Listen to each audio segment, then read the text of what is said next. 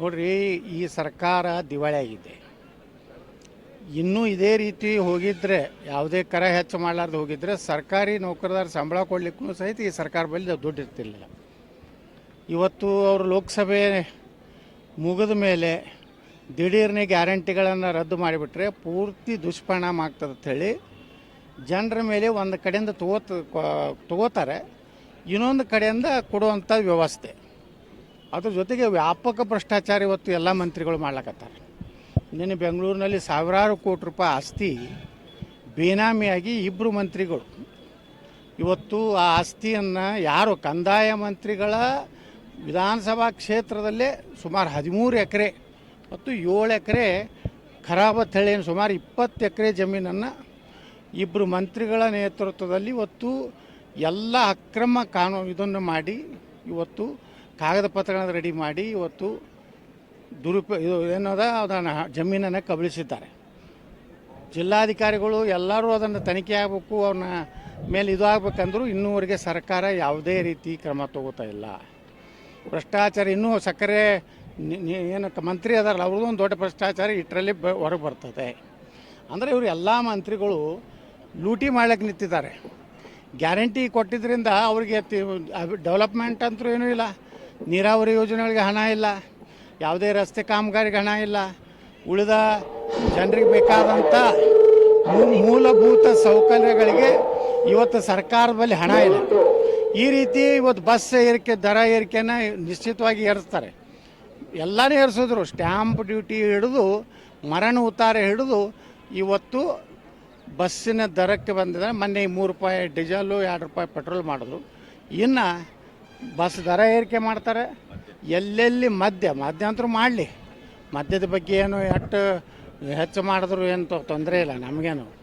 ಆದರೆ ಭಾಳಷ್ಟು ಮದ್ಯದ ಒಂದು ಬೆಲೆ ಏರಿಸೋದ್ರಿಂದ ಮತ್ತು ನಕಲಿ ಮದ್ಯಗಳು ಪ್ರಾರಂಭ ಆಗಿ ಮತ್ತೆ ಕಾರ್ಮಿಕ ವರ್ಗದವರು ಬಡವರು ಏನು ಕೆಳಮಟ್ಟದ ಮದ್ಯ ಕುಡಿದ್ರಿಂದ ಅವ್ರ ಜೀವನವೂ ಇದು ಆಗ್ತದೆ. ಇದನ್ನೆಲ್ಲ ಗಮನದಲ್ಲಿಟ್ಕೊಂಡು ಸಿದ್ದರಾಮಯ್ಯನವರು ಮುಖ್ಯಮಂತ್ರಿಗಳು ಇದನ್ನೆಲ್ಲ ಗಮನದಲ್ಲಿಟ್ಕೊಂಡು ಇವತ್ತೇನು ತಮಗೆ ಆಗದೇ ಇದ್ದರೆ ಹೇಳಿಬಿಡಲಿ, ಅವರು ನನಗೆ ಗ್ಯಾರಂಟಿ ಕೊಡೋದಾಗೋದಿಲ್ಲ, ಗ್ಯಾರಂಟಿ ಮುಂದುವರಿಸ್ಬೇಕಾದ್ರೆ ನಾನು ಹಿಂಗೆ ಟ್ಯಾಕ್ಸ್ ಹಾಕೋತಗೋ ಅಂತ ಹೇಳಿಬಿಡಲಿ.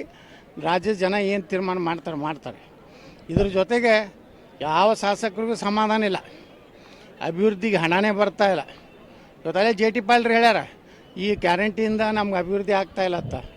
ಮತ್ತು ಚಲುವರಾಯಸ್ವಾಮಿ ಹೇಳ್ಯಾರ ಅವ್ರ ಸಚಿವ ಸಂಪುಟದಲ್ಲಿ ಶಾಸಕರಲ್ಲಿ ಈ ಗ್ಯಾರಂಟಿಯಿಂದ ನಮಗೇನೂ ಲಾಭ ಆಗಲಿಲ್ಲ, ನಾವು ಗ್ಯಾರಂಟಿ ಕೊಟ್ಟರೆ 28 ಲೋಕಸಭಾ ಗೆಲ್ತಿದ್ವಿ ಅಂತೇಳಿ ತಿಳ್ಕೊಂಡಿದ್ರು. ಆದರೆ ರಾಜ್ಯದ ಜನ ಭಾಳ ಬುದ್ಧಿವಂತರು, ವಿದ್ಯಾವಂತರು, ಸುಶಿಕ್ಷಿತರು ಅದಾರ ಅಂತೇಳಿ ದೇಶಕ್ಕೆ ಯಾರು ಬೇಕೋ ಅವ್ರಿಗೆ ಓಟ್ ಹಾಕ್ತಾರೆ, ರಾಜ್ಯಕ್ಕೆ ಯಾರು ಬೇಕೋ ಅವ್ರು ಓಟ್ ಹಾಕುವಂಥ ಸಾಮರ್ಥ್ಯ ಇಡೀ ದೇಶದಲ್ಲಿ ಯಾವುದಾದ್ರು ಕರ್ನಾಟಕ.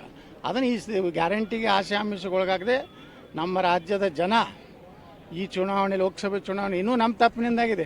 ನಮ್ಮ ಪಾರ್ಟಿಯವರು ಒಳ ಒಪ್ಪಂದದಿಂದ ಕೆಲವೊಂದು ಸೀಟ್ ಕಳ್ಕೊಂಡಿದ್ದೀವಿ ಹೊರತು ಭಾರತೀಯ ಜನತಾ ಪಾರ್ಟಿ ನರೇಂದ್ರ ಮೋದಿಯವರು ವಿಶ್ವಾಸದ ಕಡಿಮೆ ಆಗಿಲ್ಲ ಕರ್ನಾಟಕದಲ್ಲಿ. ಸರ್, ಈಗ ಚನ್ನಪಟ್ಟಣದ ಉಪಚುನಾವಣೆ ಸಂಬಂಧಪಟ್ಟಂಗೆ ಇದು ಬೆಂಗಳೂರು ಗ್ರಾಮಾಂತರ ಸೋತರು ಕೂಡ DK ಶಿವಕುಮಾರ್ ಫ್ಯಾಮಿಲಿಯಲ್ಲಿ ನಿಲ್ಲಿಸಬೇಕು ಅಂತೇಳಿ ಪ್ರಯತ್ನ ಮಾಡ್ತಾರೆ. ನೋಡಿರಿ, ಪ್ರಜಾತಂತ್ರದಲ್ಲಿ ಯಾರು ಬೇಕಾದರೂ ನಿಲ್ಬೋದು.